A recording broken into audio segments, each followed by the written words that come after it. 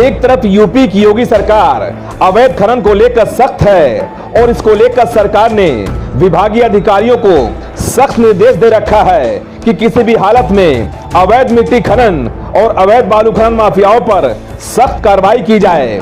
लेकिन यूपी के संत कबीरनगर जिले में विभागीय अधिकारियों की मिलीभगत से धड़ल्ले के साथ अवैध बालू खनन का काला कारोबार किया जा रहा है। और ये आरोप हमारा नहीं है बल्कि धनगढ़ा थाना क्षेत्र के रामपुर उत्तरी गांव के रहने वाले जनकराज सिंह ने जिलाधिकारी को पत्र देकर अवैध बालू खनन की शिकायत की है कि ग्राम नारायणपुर में आवंटित बालू खनन के पट्टे की जगह के अलावा ठेकेदार के द्वारा दूसरी जगह पर अवैध बालू खनन का काला कारोबार किया जा रहा है। और यह भी बड़ा आरोप लगाया है कि खनन विभाग के अधिकारियों की मिलीभगत से अवैध बालू खनन का काला कारोबार किया जा रहा है और लगभग 1 लाख घन मीटर अवैध बालू खनन कर बेच दिया गया है। और अभी भी अवैध बालू खनन कर सैकड़ों गाड़ियों से धड़ल्ले के साथ बेचा जा रहा है। वहीं जब अवैध बालू खनन के मामले पर खनन विभाग के अधिकारी नरेश कुमार से फोन पर बात की गई तो उन्होंने मामले को हल्के में लेते हुए कहा कि शिकायतकर्ता की कोई डिमांड पूरी नहीं हुई होगी,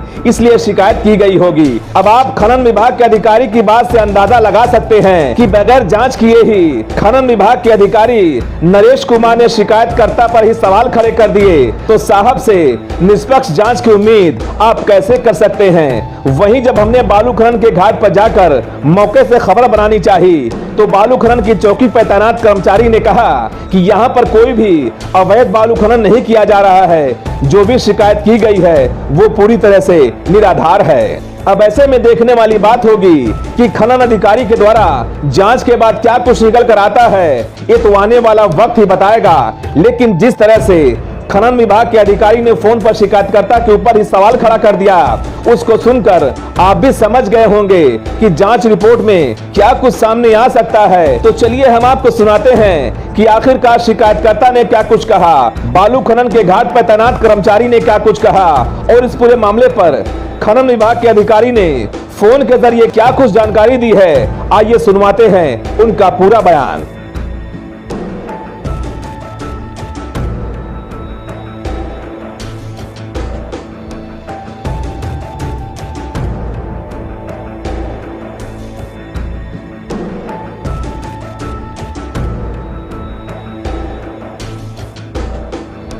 क्या पूरा मामला है ये खनन का? खनन का पूरा मामला ये है कि धनगढ़ा तहसील में 2 पट्टे वैध रूप से संचालित हैं, जिसमें सिर्फ एक पट्टा नारायणपुर बालू खदान चल रहा है, जिसमें वहाँ के पट्टेधारक सूबेदार यादव जो गोरखपुर के निवासी हैं। एक पट्टा बंद पड़ा हुआ, दूसरा पट्टा चल रहा है, जिसमें अपने वैध कोऑर्डिनेट से हट करके लगभग 200 मीटर हट करके 1 लाख से अधिक घन मीटर बालू का अवैध खनन करके बेच दिया गया है। जबकि नियमतः यह है कि आपको अपने कोऑर्डिनेट के अंदर ही खनन करना है। सरकार कोऑर्डिनेट बना करके देती है, कोऑर्डिनेट के अंदर बालू पट्टेधारक को खनन करके बेचना होता है। MM11 पर बालू खनन करके बेचा जाता है, जबकि MM11 के साथ साथ पट्टेधारक द्वारा E-Farm C पे बालू बेचा जा रहा है, जबकि E-Farm C 30 जून के बाद वैध होता है। वहाँ पे गांव के निवासी बार बार जाकर के शिकायत की है, तहसील पे जिले पर शिकायत की है, दिसंबर से शिकायत की जा रही है, ये तीसरी शिकायत है, लेकिन अभी तक कोई कार्रवाई वहाँ पे नहीं हुई है। क्यों, वजह क्या, कार्रवाई क्यों नहीं पा रही है? कार्रवाई इसलिए नहीं हो पा रही कि अधिकारियों की मिलीभगत है इसमें। अच्छा। स्पष्ट रूप से मोटा पैसा आ रहा है, इसलिए एक सिंगल खदान चलवाई जा रही है और जो दूसरी खदान बंद पड़ी है। बंद पड़ने की वजह यह है कि अधिकारियों के मिली भगत से, कि ताकि एक जगह से पैसा आएगा तो एक जगह से आराम से संचालित करके हम लोग अपना काम चला ले जाएंगे। अभी आप यहाँ पर शिकायत कैसे किया? ADM साहब से शिकायत हुआ, खनन अधिकारी से शिकायत हुआ, कल शिकायत हुआ। अभी तो आज DM साहब से फिर मिलने आए थे, लेकिन DM साहब से मुलाकात नहीं हुई। हम लोग RGS के माध्यम से माननीय मुख्यमंत्री, माननीय निदेशक साहब को भी अवगत करा दिया है।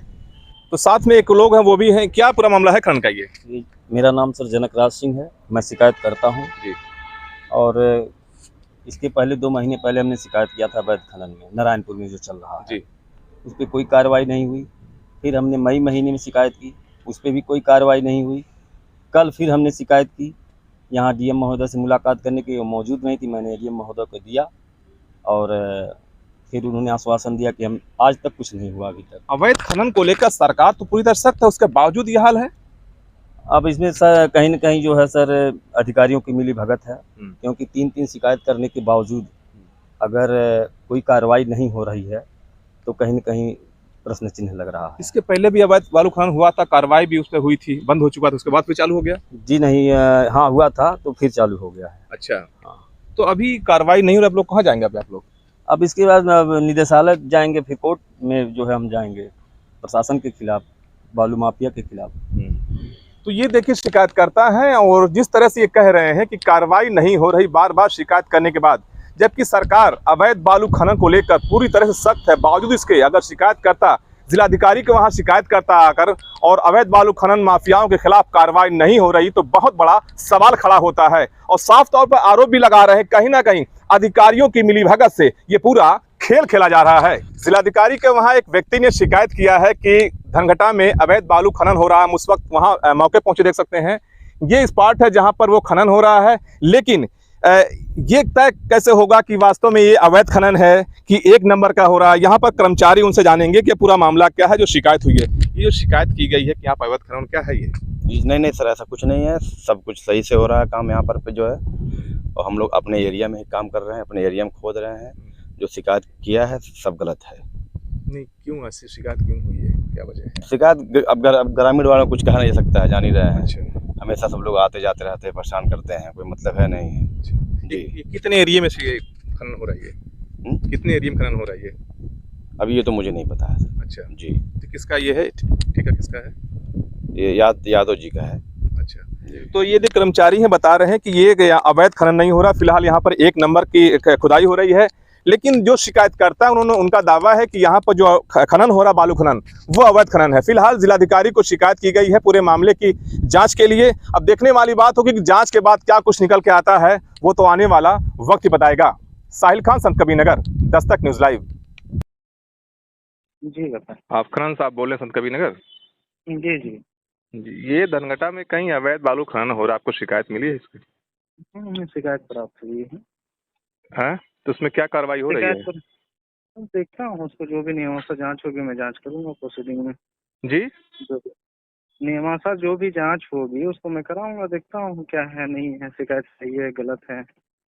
पूरा नाम क्या आपका है? नरेश कुमार।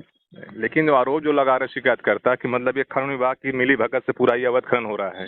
आरोप लगाने वाले भैया तो कुछ भी लगाए, मेरा आने हुए तो 1 सप्ताह हुआ है यहाँ। है? आरोप मेरा ये हुए तो 1 सप्ताह हुआ है यहाँ। अच्छा, एक सप्ताह हुआ। आरोप लगाने वाले कुछ भी अपने निजी फायदा के लिए लगा देंगे। ये भी बात आपकी सही है। आरोप लगाने के लिए जो कोई आरोप लगाता है, सबसे पहली बात है भाई उसको ये तो जानना चाहिए कि भाई उसको क्या इंटरेस्ट है। कुछ इंटरेस्ट है तो भी आरोप लगा रहा है। उसकी फायदा नहीं निकली होगी तो भाई आरोप लगाना शुरू। आपकी बात में भी दम है, बहुत दम है भाई, अक्सर यही ऐसा ही होता है। नहीं, शिकायत आपको कब मिली? शिकायत कब मिली थी आपको? कल मिली है शिकायत हमको। कल मिली है तो बता रहे हैं कई बार हो चुका शिकायत? मैं 1 सप्ताह पहले आया हूँ ना। अच्छा। अब पहले हुई होगी तो मैं जान नहीं रहा हूँ ना। अभी आप मतलब कार्यालय पे कहीं और हैं?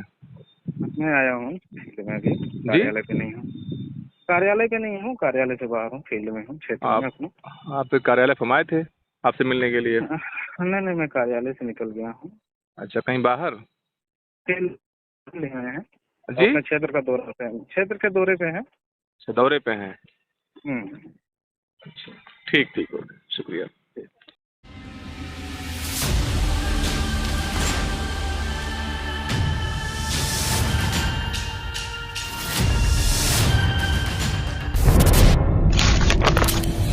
जनहित से जुड़ी हर वो खबर जिससे आपका सरोकार हो, सटीक और निष्पक्ष खबरों का आपको इंतजार हो, क्योंकि न हम सत्ता के करीब रहते हैं और न हम विपक्ष के पहरेदार हैं, न हम झूठ को सुनते हैं और न हम झूठ को फैलाते हैं। डंके की चोट पर हम सिर्फ सच दिखाते हैं, क्योंकि हम हैं दस्तक न्यूज, राष्ट्र सबसे पहले।